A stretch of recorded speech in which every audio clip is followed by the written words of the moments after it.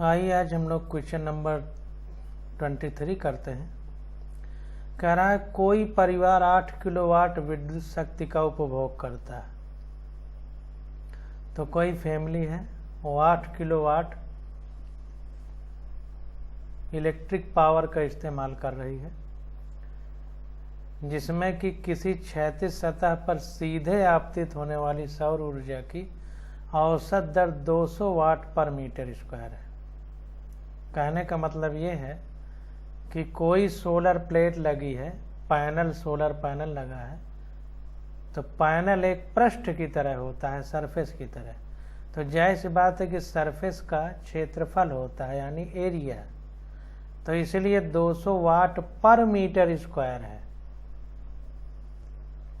यानी उस सरफेस पे जिसका एरिया होता है तो 200 वाट की जो है प्रत्येक मीटर स्क्वायर पर 200 वाट एनर्जी गिर रही है, सोलर एनर्जी यानी फोटान की ऊर्जा। कह रहा है यदि इस ऊर्जा का 20% भाग लाभदायक विद्युत ऊर्जा में रूपांतरित किया जा सकता है तो 8 किलोवाट की विद्युत आपूर्ति के लिए कितने क्षेत्रफल की आवश्यकता होगी।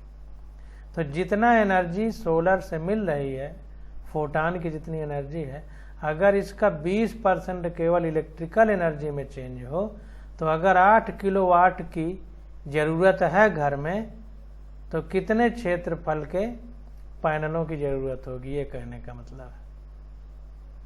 तो 200 वाट के लिए 1 मीटर स्क्वायर पैनल की ज़रूरत है, तो 8 किलोवाट के लिए कितने पैनल की ज़रूरत होगी। उसमें भी इसका 20% और एक्स्ट्रा लेना पड़ेगा, क्योंकि 20% नहीं 80%, क्योंकि 20% भाग लाभदायक विद्युत ऊर्जा में रूपांतरित किया जा सकता है, यानी 80% तो बेकार चला जाता है। तो इसका 80% और जो एनर्जी होगी उसमें भी पैनल का क्षेत्रफल जुड़ेगा। तो इसको देखते हैं और करने का प्रयास करते हैं।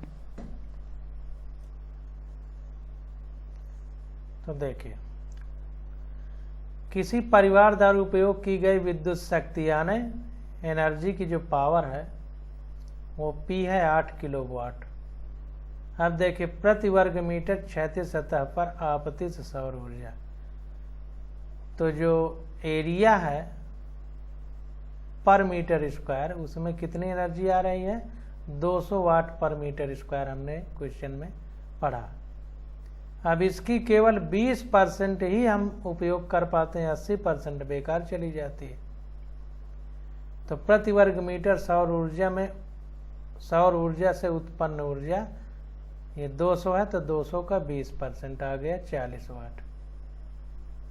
20% के लिए 20/100 करना पड़ेगा, तो 40 वाट का ही हम उपयोग कर पाते हैं। इसलिए 8 किलोवाट की विद्युत आपूर्ति के लिए आवश्यक क्षेत्रफल 200 वाट के लिए 1 वर्ग मीटर, तो 800 वाट के लिए कितना क्षेत्रफल होगा, तो 8 का 20% जो होगा वो चीज़, तो 20% तो हमने ये निकाल लिया ना, तो 8 किलोवाट बटे इसका 20% 40 वाट, तो ये आ गया। ये 8 किलोवाट पर मीटर स्क्वायर और ये 40 वाट पर मीटर स्क्वायर। इस तरह समझेंगे कि प्रति वर्ग मीटर सौर ऊर्जा से उत्पन्न ऊर्जा कितनी है, 40 वाट। इतना मतलब हम लोग उपयोग कर पा रहे हैं, उत्पन्न तो 200 वाट हो रही है।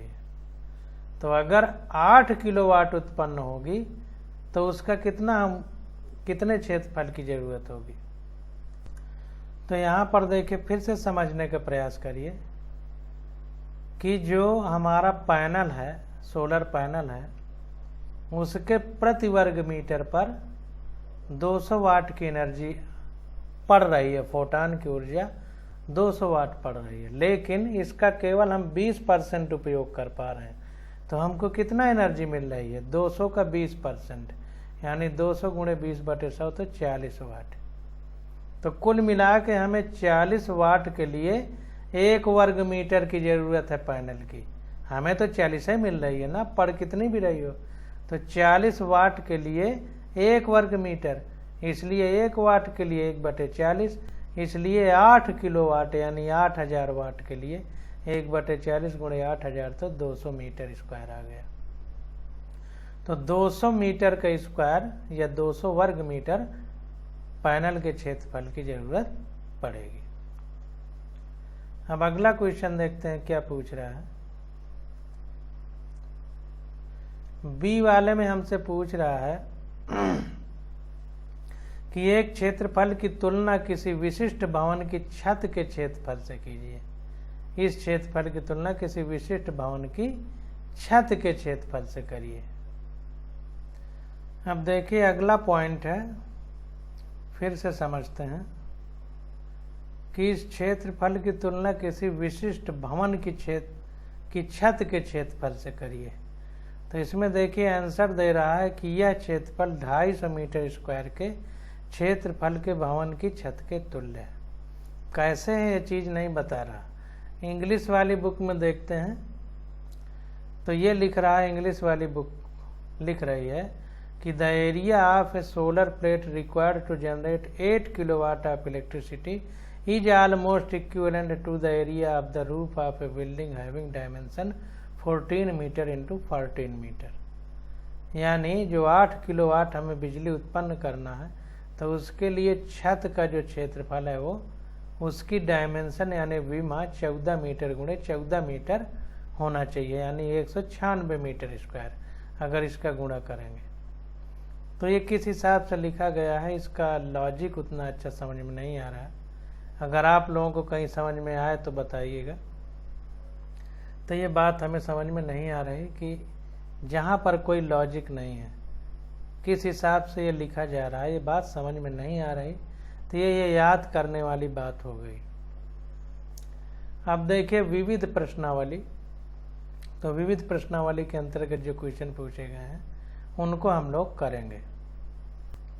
तो देखिए पहला क्वेश्चन कह रहा है 0.012 kg द्रव्यमान की कोई गोली 70 मीटर पर सेकंड की क्षैतिज चाल यानी हॉरिजेंटल वेलोसिटी से या हॉरिजेंटल स्पीड से चलते हुए 0.4 kg द्रव्यमान के लकड़ी के गुटके से टकराकर गुटके के सापेक्ष तुरंत ही विराम अवस्था में आ जाती है।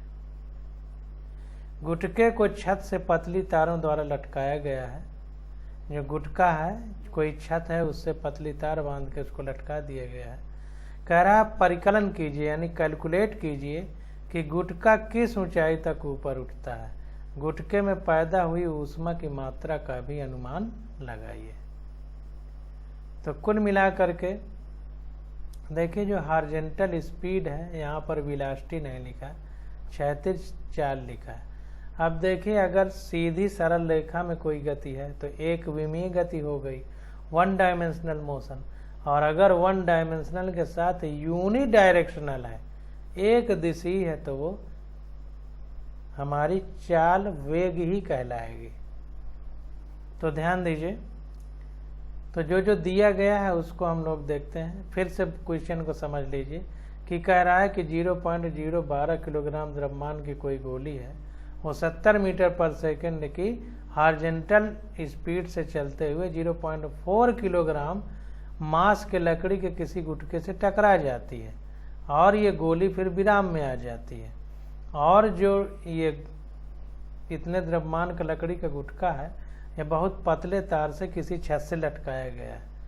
तो ये गुटका जो लटकाया गया है इसके टक्कर से कितना ऊंचाई तक जाएगा, ये हमको बताना है। और गुटके में पैदा हुई ऊष्मा की मात्रा का भी अनुमान हमें लगाना है। तो बहुत इम्पोर्टेंट है और बहुत आसान है, समझते हैं। तो गोली का द्रव्यमान जो दिया गया है पहले लिख लेते हैं। गोली का द्रव्यमान m1 बराबर 0.012 kg और गोली का क्षैतिज वेग यानी हॉरिजॉन्टल वेलोसिटी u1 = 70 मीटर पर सेकंड। ध्यान दीजिए क्षैतिज चाल, यानी यहाँ पर देखिए वेग भी लिख दिया, तो कंफ्यूज नहीं होना। सरल रेखीय गति है, वन डायमेंशनल, तो वही स्पीड है, वही वेलोसिटी है। क्योंकि वन डायमेंशनल अगर यूनि डायरेक्शनल है तो जाहिर सी बात है दिशा तो हो ही गई ना। तो गोली का क्षैतिज वेग यानी हॉरिजॉन्टल वेलोसिटी क्या है, u1 70 मीटर पर सेकंड। अब लकड़ी के गुटके का द्रव्यमान m2 कितना है, 0.4 kg और प्रारंभ में लकड़ी के गुटके का वेग, द्रव्यमान गलत लिखा है, यहाँ वेग होना चाहिए, काट के लिख लीजिए।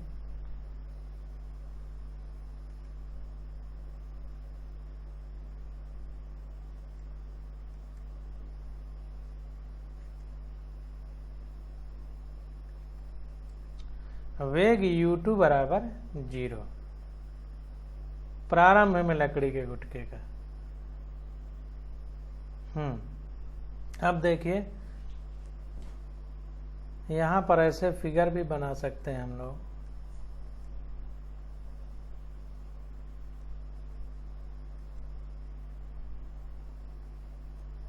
ये लकड़ी का गुटका लटका हुआ है, अब इससे कोई गोली आकर के, ये कोई गोली है मान लीजिए, और ये इससे आकर के टकरा जाती है, और इसका वेग कितना है 70 मीटर पर सेकंड है। इसका द्रव्यमान कितना है 012 kg है। इसका मास कितना है 0.4 kg है, और ये u1 बराबर 70 मीटर पर सेकंड के वेग से आ रहा है। इसका u2 प्रारंभिक u2 बराबर 0 है। ठीक, अब देखिए माना गोली तथा लकड़ी के गुटके का वेग v मीटर पर सेकंड है। अब देखिए जब ये गोली इस गुटके से टकरा जाएगी तो जाहिर सी बात है कि टकराने से पहले ये प्रारंभिक वेग है u1 70 मीटर पर सेकंड है, और ये स्थिर है। जब टक्कर हो जाएगी तो टकराने के बाद कह रहा है माना गोली तथा गुटके के वेग माना गोली तथा लकड़ी के गुटके का वेग v मीटर पर सेकंड है। गोली और लकड़ी के गुटके का टकराने के बाद, तो संवेग संरक्षण के नियमानुसार अगर ये एनर्जी कंजर्वेशन ऑफ मोमेंटम यहाँ पर लागू करेंगे, तो जब इसको लागू करेंगे तो देखिए गोली प्लस गुटके का संघट्ट के पहले रेखीय संवेग यानी टक्कर के पहले, और गोली प्लस गुटके का संघट्ट यानी टक्कर के बाद रेखीय संवेग यानी लिनियर मोमेंटम। तो पहले m1 u1 plus m2 u2 बराबर m1 v plus m2 v हो जाएगा। अब यहाँ पर देखिए बहुत बारीकी से बात को समझिए, तभी आपको समझ में आएगा। यहाँ पर m1 u1 plus m2 u2 है, जबकि यहाँ पर m1 v plus m2 v क्यों लिखा है? दोनों का वेग एक समान क्यों लिखा है? यहाँ पर m2 v1 plus m2 v2 लिखना चाहिए था, एक जैसा क्यों लिखा है? तो इसका गुप्त सूत्र क्वेश्चन में छुपा हुआ है, इसको पढ़िए आराम से। कह रहा है द्रव्यमान 0.4 किलोग्राम द्रव्यमान के लकड़ी के गुटके से टकरा कर ये गोली जो 70 मीटर पर सेकंड के वेग से थी, गुटके के सापेक्ष तुरंत ही विराम अवस्था में आ जाती है। गुटके के सापेक्ष विराम अवस्था में आती है, ध्यान दीजिए, सापेक्ष विराम अवस्था में है, विराम अवस्था में नहीं है, सापेक्ष विराम अवस्था में। रिलेटिवली जो ब्लॉक है लकड़ी का उसके रिलेटिव में ये विराम अवस्था में है यानी रेस्ट में। इसको इस तरह समझिए, जैसे हम पृथ्वी के ऊपर हैं, बैठे हुए हैं, पृथ्वी सूरज के चारों ओर चक्कर लगा रही है, लेकिन हम पृथ्वी से दूर नहीं जाते। तो हम एक तरह से अपनी कुर्सी पे बैठे हैं तो उसी जगह बैठे हैं ना। तो अगर पृथ्वी के वेग को ध्यान न दिया जाए तो हम तो रेस्ट में हैं, स्थिर हैं। तो स्थिर कैसे हैं? पृथ्वी के सापेक्ष स्थिर हैं, यानी पृथ्वी जितने वेग से चल रही है उसके ऊपर हम भी उतने वेग से चल रहे हैं। तो पृथ्वी के सापेक्ष देखा जाए तो हम स्थिर हैं, लेकिन कोई व्यक्ति अगर पृथ्वी से बाहर खड़ा है तो हम उसे गतिमान समझ में आएंगे। तो चूंकि गुटका और ये गोली, तो गुटके के सापेक्ष गोली विराम अवस्था में कब समझ में आएगी? जब गोली और गुटका दोनों एक ही वेग से चले, तब तो एक ही पास में रहेंगे। जब दोनों का वेग समान होगा तब तो वो एक दूसरे के सापेक्ष स्थिर यानी विरामावस्था में महसूस होंगे, इसीलिए दोनों का वेग समान रखा गया है v। इसको इस तरह भी समझिए कि जैसे कोई कार में कोई गाड़ी चला रहा है, उसके बगल में आप बैठे हैं, तो अगर कार बंद है, हम बाहर न देखें, तो कार के सापेक्ष हम दोनों लोग स्थिर हैं। क्यों? एक दूसरे से हम अलग जा ही नहीं रहे, अगल बगल बैठे हुए हैं, वैसे बैठे हैं, जबकि कार चल रही है, तो कार के सापेक्ष हम स्थिर हैं। यानी कार का जो वेग है उतना ही वेग हम दोनों लोगों का है। तो इसी प्रकार गुटके का जो वेग होगा वो गोली का भी वेग होगा, दोनों समान वेग से होंगे, तभी सापेक्ष में विरामावस्था में है। तो इसलिए v और v लिखा गया। बहुत इंपॉर्टेंट, समझने का प्रयास करिए।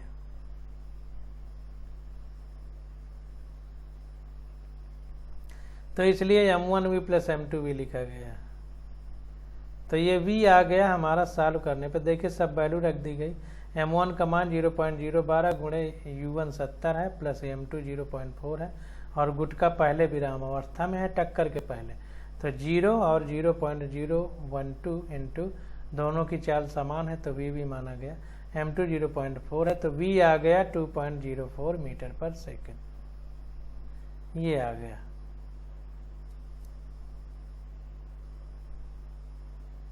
इतने वेग से दोनों चलेंगे, इतने वेग से गुटका और गोली दोनों चलेंगे। अब देखिए, माना लकड़ी का गुटका गोली के साथ यह ऊंचाई ऊपर उठता है। अब देखिए गुटका तो बंधा हुआ है, तो जब ये टकराएगा तो ये ऊपर उठेगा ऐसे, क्योंकि वो अब दूर तो जा नहीं पाएगा, क्योंकि छत से धागे से बंधा हुआ है, तो ऐसे ऊपर को जाएगा इस प्रकार से। तो मान लीजिए यह ऊंचाई पर जाता है। अब इसको फिर से फिगर बनाना पड़ेगा, तभी आप लोगों को समझ में आएगा। तो इसको देखते हैं कैसे सॉल्व करेंगे। तो देखिए, माना लकड़ी का गुटका गोली के साथ यह ऊंचाई ऊपर उठता है।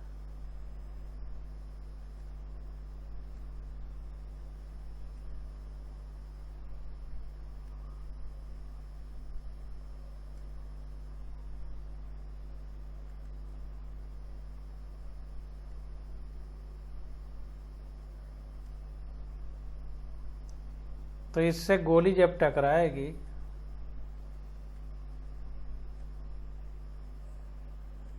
तो ये ऊपर को भागेगा। तो मान लीजिए यहां तक आ गया, यहां पर ये गुटका आ गया इस प्रकार से टक्कर से। तो अगर ये इसको लिया जाए ऐसे, इस प्रकार से, तो यहाँ पर ये x बराबर 0 अगर लिया जाए तो ये इतना ये h हो जाएगा। तो इतना ऊपर मान लीजिए उठ जाएगा।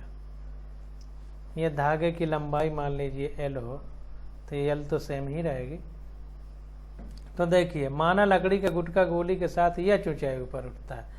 तो ऊर्जा संरक्षण के नियम से, ऊर्जा संरक्षण के नियम क्या कहता है कि जो ये गोली में गतिज ऊर्जा है वही इसको यहाँ तक उठाएगी, यानी इसमें स्थिर ऊर्जा के रूप में परिवर्तित होगी। तो जितना ऊंचाई उठेगा उतना ही स्थिर ऊर्जा होगी, जितना इस गोली के टकराने से इसको गतिज ऊर्जा मिली। तो ऊर्जा का संरक्षण का नियम क्या कहता है कि ऊर्जा कभी नष्ट नहीं होती, एक रूप से दूसरे रूप में परिवर्तित होती है। तो इसकी जो गतिज ऊर्जा है वही यहाँ पर स्थिर ऊर्जा के रूप में बदल जाएगी। तो उच्च बिंदु पर गोली प्लस गुटके की गतिज ऊर्जा बराबर निम्नतम बिंदु पर गोली प्लस गुटके की गतिज ऊर्जा। तो ये ध्यान देना।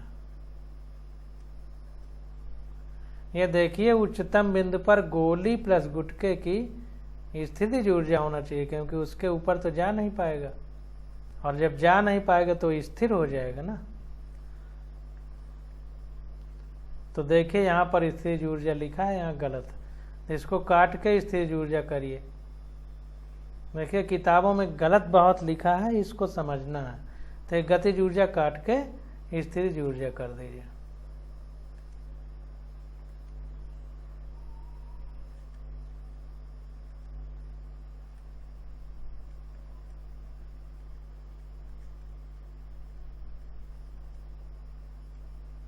स्थितिज ऊर्जा यानी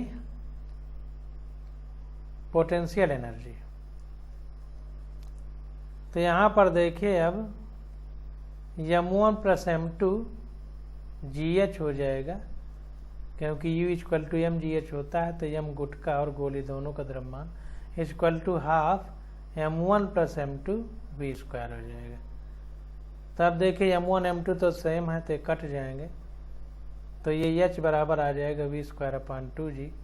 तो v की वैल्यू हमको पता है 2.04 स्क्वायर है, तो 2 बार कर देंगे और 2 इंटू जी का मान 9.8 हो जाएगा, तो ये हो गया 0.212 मीटर। तो इतना ऊपर जो है गुटका उठेगा। अब यहाँ पर देखिए गोली और गुटके दोनों की स्थितिज ऊर्जा ली गई है, काट के हमने सही कराया था, और इधर गोली प्लस गुटके की स्थितिज ऊर्जा अलग अलग क्यों नहीं ली गई? अलग अलग इसलिए नहीं ली गई कि अलग अलग ऊर्जा में एक दूसरे में परिवर्तन हो सकता है, इसलिए कुल ही लेना पड़ेगा। कुल ऊर्जा संरक्षित रहती है, ना कि अलग अलग ऊर्जा संरक्षित रहती है। एनसीईआरटी में पीछे हम लोग पढ़े हैं, तो इसको ध्यान देना कि कुल, और ये जो कुल ऊर्जा है इसका मतलब ये कुल स्थितिज ऊर्जा वही चेंज होगी कुल गतिज ऊर्जा में, यानी मैकेनिकल एनर्जी की बात हो रही है, यांत्रिक ऊर्जा की। अब देखिए गुटके में उत्पन्न ऊष्मा बराबर गतिज ऊर्जा में कमी। जाहिर सी बात है कि जो ऊष्मा निकल गई तो इसका मतलब कि ऊर्जा का लॉस हुआ ऊष्मा के रूप में, वो भी ऊर्जा ही है। तो हमने वर्क एनर्जी थ्योरम में क्या पढ़ा था कि गतिज ऊर्जा में जो परिवर्तन है वही कार्य में बदल जाता है। तो यहाँ चूंकि ऊष्मा के रूप में निकल रहा है, तो यही गतिज ऊर्जा में जो कमी होगी तो वो जो है ऊष्मा के रूप में निकलेगी। तो अगर प्रारंभिक गतिज ऊर्जा में अंतिम गतिज ऊर्जा घटा दिया जाए तो जितना ऊर्जा आएगी वही ऊष्मा के रूप में निकल गई। भाई ऊर्जा तो संरक्षित है, वो नष्ट तो हो नहीं सकती, तो ऊर्जा में कमी कैसे आई? तो इसका मतलब है कि वो बाहर निकली। तो बाहर कैसे निकली? ऊष्मा के रूप में। तो गतिज ऊर्जा में कमी इक्वल टू गोली की आरंभिक गतिज ऊर्जा माइनस गोली प्लस गुटके की अंतिम गतिज ऊर्जा। यहाँ पर गोली भर की क्यों लिया है? क्योंकि गुटका तो स्थिर है और यहाँ पर दोनों गतिमान है, इसलिए दोनों की ली गई। तो यह आ गया half m1 u1 square minus half m1 plus m2 u का स्क्वायर। तो यह आ गया 1/2 गुणे 0.012 इंटू 70 का स्क्वायर u1 और half m1 0.012 plus m2 0.4 into v जो है 2.04 है, तो इसका स्क्वायर। सॉल्व किए तो आ गया 6.8 कैलोरी। तो इतनी ऊर्जा ऊष्मा के रूप में निकल जाएगी। तो इस प्रकार से हम लोग क्वेश्चन करते हैं। अब क्वेश्चन नंबर 25 आ जाता है, तो इसको देखते हैं। कह रहा है 2 घर्षण रहित आनत तल, आनत का मतलब इंक्लाइंड ढलान वाले, और घर्षण रहित यानी फ्रिक्शनलेस, जिनमें से एक की ढाल अधिक है और दूसरे की ढाल कम है, बिंदु ए पर मिल जाते हैं। ये बिंदु ए है। बिंदु ए से प्रत्येक पथ पर एक एक पत्थर को विराम अवस्था से नीचे सरकाया जाता है, जैसा कि चित्र में देख रहे हैं। क्या ये पत्थर एक ही समय पर नीचे पहुंचेंगे? क्या वे वहां एक ही चाल से पहुंचेंगे? व्याख्या कीजिए। यदि θ1 बराबर 30 डिग्री है, θ2 बराबर 60 डिग्री है और h 10 मीटर ऊंचाई है, तो दोनों पत्थरों की चाल एवं उनके द्वारा नीचे पहुंचने के में लिए गए समय क्या है? तो ध्यान दीजिए, यहाँ पर देखिए 2 ढलान है। ढलान में क्या है कि ये ढलान ज़्यादा है, ये ढलान कम है। ये कोण θ1 है, ये कोण θ2 है, और ये चाहे यहाँ से हाइट ऐसे बना देता है, ये अलग बनाया है, तो ये h इनकी हाइट है। तो पहले हम एक एक चीज़ को आराम से समझ लेते हैं, फिर करने का प्रयास करते हैं। तो ध्यान दीजिए, ये देखिए फिगर गलत बना हुआ है, थोड़ा इसको समझेंगे। जो हमारा ये मान लीजिए कोई पिंड है या गोला है, गोली है, जो भी है, तो ये इसमें यहाँ से लुढ़क रहा है। तो इसमें कौन कौन से बल काम करते हैं, पहले उनको समझते हैं। यहाँ देखिए उत्तरोत्तर पथ लिखा है, यहाँ निम्नोत्तर पथ, मतलब ये इसका एंगल मतलब इसका ढलान कम है, इसका ज्यादा है, निम्न नीचे वाला बिंदु है या ऊपर वाला। तो ध्यान दीजिए, अब देखिए ये गोली है तो इसका भार पृथ्वी के लंबवत काम करता है, पृथ्वी के केंद्र की ओर। तो जाहिर सी बात है कि ये जो नीचे वाली लाइन है, इससे अगर ये नीचे हम खींच दें, कैसे बनाते हैं इसको अगर अच्छे से आप समझ जाएंगे तो कभी गलती नहीं होगी। इसको और नीचे कर दें, ये यहाँ तक आ गया, तो ये कोण जो है ये 90 डिग्री होना चाहिए पृथ्वी के लंबवत। अगर ये पृथ्वी का तल है तो mg इस प्रकार बनाया जाता है। अब देखिए, जो इस पर प्रतिक्रिया बल लगेगा वो चूंकि ये इस तल पर रखा है तो तल इस पर ये बल लगा रहा है, तो इसके विरोध में इस पिंड पर या इस गोली पर तल के द्वारा बल लगेगा, ठीक ना। तो ये तल पर जो बल लगा रहा है वो तो पृथ्वी के गुरुत्वाकर्षण के कारण है, तो mg पृथ्वी के लंबवत हो गया या अभिकेंद्र बल, अब केंद्र की ओर हो गया। लेकिन ये जो प्रतिक्रिया बल है, रिएक्शन जिसको बोलते हैं, ये कैसे होगा, ये जो तल है इसके लंबवत होगा, तो ये इस प्रकार होगा, यहाँ से 90 डिग्री के कोण पर इस प्रकार। तो ये देखिए एंगल गलत बना है, इसलिए हम कह रहे थे गलत। इसको इस प्रकार बनाना है कि ये कोण 90 डिग्री होना चाहिए। इस तल के लंबवत प्रतिक्रिया बल होगा और पृथ्वी के लंबवत उसका भार होगा, यानी ये 90 डिग्री है, ये 90 डिग्री पृथ्वी का तल है, तो पृथ्वी के तल के लंबवत नीचे की ओर जो है भार काम करेगा, और ये जो तल है जिस पर ये पिंड रखा गया है, तो इस तल के लंबवत ऊपर की ओर प्रतिक्रिया बल R1 काम करेगा या R काम करेगा। इस तरह बनना चाहिए, थोड़ा सा गलती है केवल एंगल की और कोई कमी नहीं। अब देखिए ये एंगल θ1 है, तो जाहिर सी बात है ये क्षैतिज है, तो अगर हम इसके क्षैतिज एक यहाँ पर रेखा खींच दें इस प्रकार से, ये रेखा खींच गई, तो जब ये रेखा खींच जाएगी तो इस रेखा को जब खींच देंगे तो ये कोण θ है, तो ये तल के लंबवत है, देखिए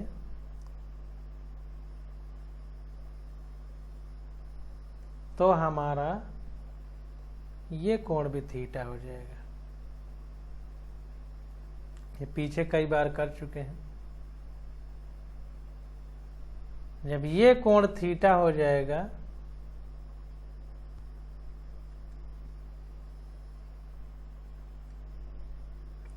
ये कोण θ हो जाएगा, तो अगर ये अभिलंब है, ये जो प्रतिक्रिया R है तो ये अभिलंब है, तो ये पास में cos और सामने साइन, तो पास में cos तो m1 g cos θ1 हो जाएगा, और सामने साइन तो साइन के साथ m1 g sin θ हो जाएगा।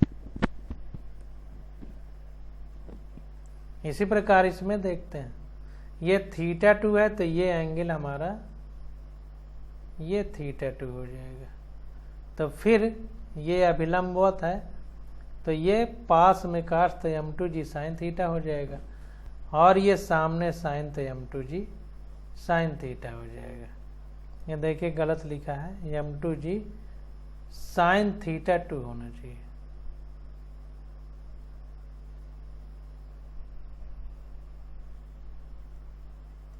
sin θ2 होना चाहिए, थोड़ा सा गलती है। तो इस प्रकार से ये फिगर बनेगा, ये ऊंचाई h। अब क्वेश्चन करने का प्रयास करते हैं। तो देखिए कह रहा है कि माना AB तथा AC घर्षण रहित दो आनत तल जो क्रमशः θ1 तथा θ2 कोण पर झुके हुए हैं। AB उत्तरोत्तर पथ है तथा AC निम्नोत्तर पथ है।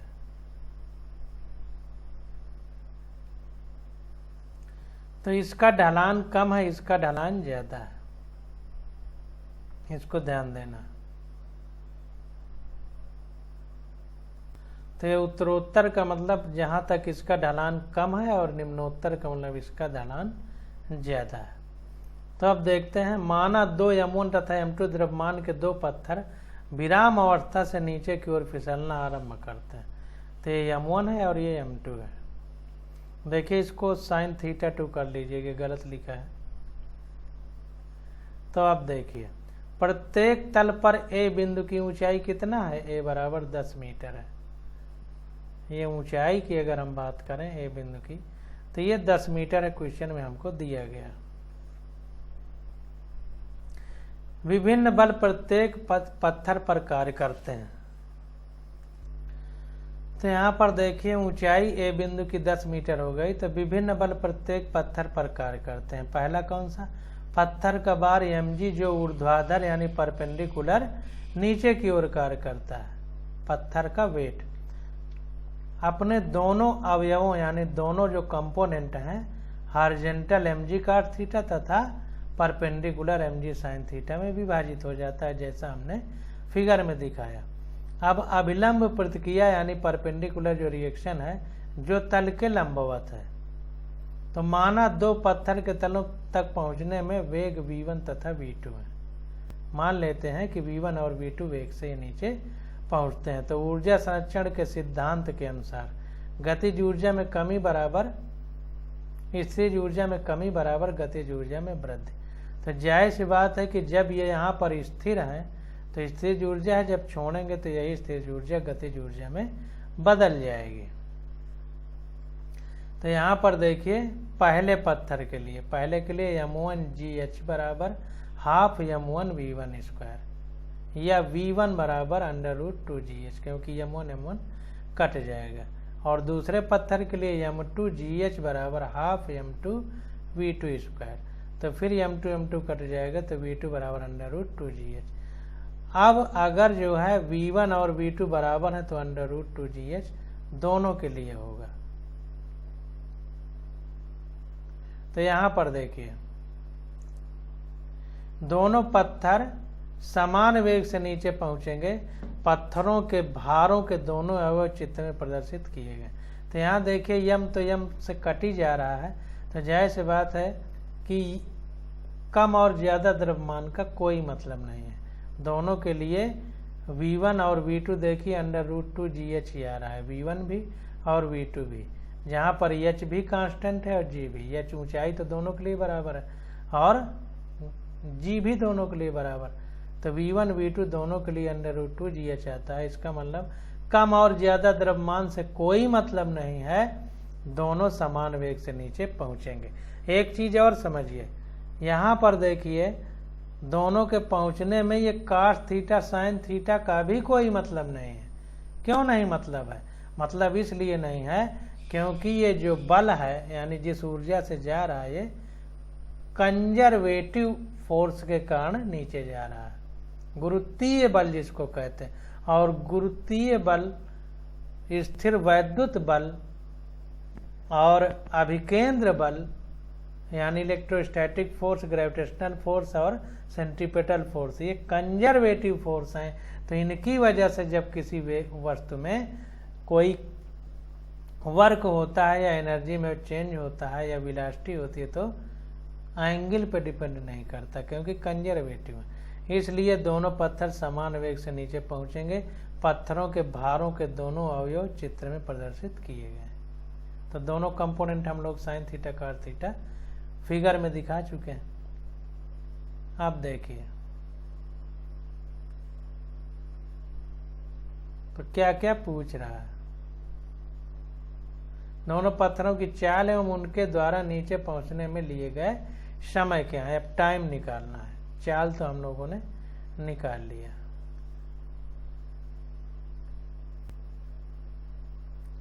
अब देखिए यदि A1 तथा A2 दोनों पत्थरों के त्वरण हो तो उनके भार के क्षैतिज घटक क्रमशः m1 mg cos θ1 तथा m2g cos θ2 होंगे तथा भार के क्षैतिज घटक अविलंब प्रतिक्रिया R1 तथा R2 के द्वारा संतुलित होंगे।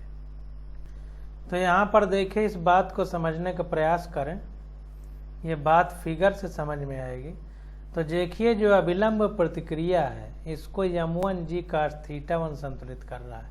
इधर जो अभिलंब प्रतिक्रिया R2 है इसको m2g cos θ2 संतुलित कर रहा है। लेकिन ये जो है ये इसको कोई नहीं संतुलित कर रहा है, m1g sin θ1 को, और इधर m2g sin θ2। तो इसी की वजह से ये नीचे की ओर गति कर रहा है। और चूंकि g यहाँ पर है, देखिए इस कंपोनेंट में भी g है, तो ये त्वरण से गति कर रहा है। तो अगर इस दिशा में देखें तो ये a1 त्वरण मान लिया गया और इस दिशा में ये a2 त्वरण से गति कर रहा है।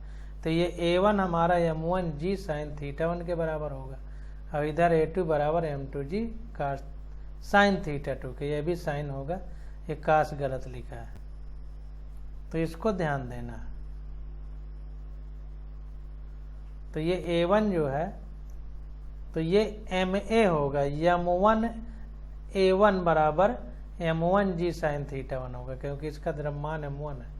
तो m1 a1 जो बल होगा या बराबर ma होता है, तो वो इस साइन थीटा वाले कंपोनेंट को बैलेंस करेगा। तो समझ में आ गया होगा कि भार को ये cos थीटा वाला बैलेंस कर रहा है और जिस बल के कारण ये मोशन में है m उसको m1g sin θ बैलेंस करेगा। θ1 इसमें m2g sin θ2, ये साइन है तो काट के कर लीजिए। तो यहाँ पर देखिए वही चीज हो गई।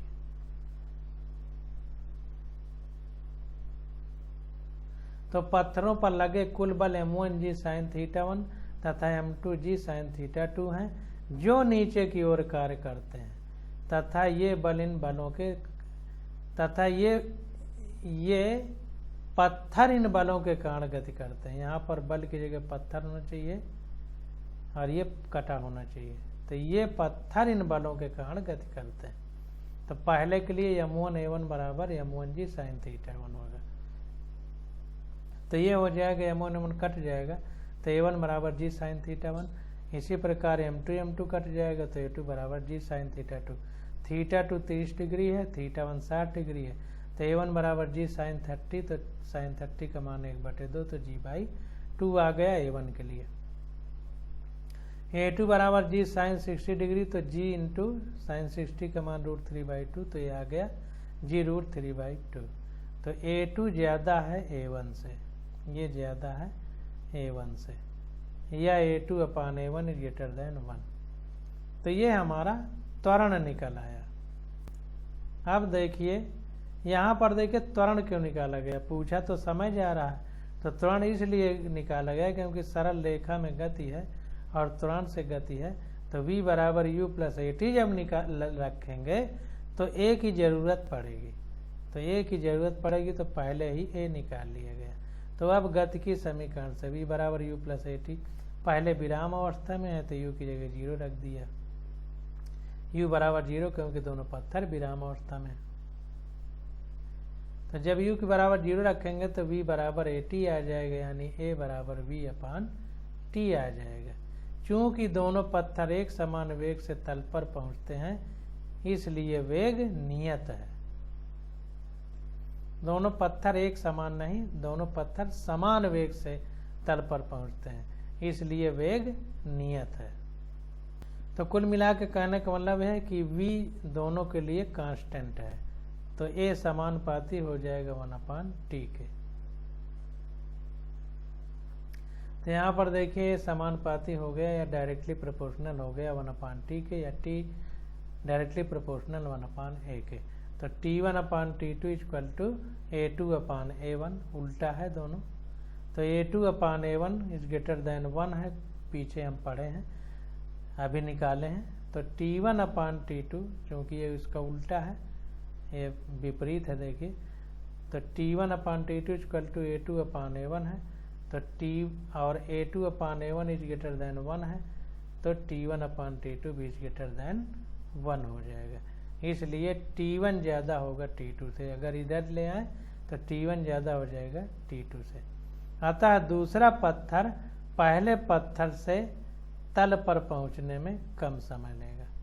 तो दूसरे पत्थर को कम टाइम लगेगा पहले पत्थर की तुलना में। अब देखिए क्वेश्चन नंबर 26 आ जाता है। इसकी स्टडी हम लोग अगले लेक्चर में करेंगे। आज बस यहीं तक।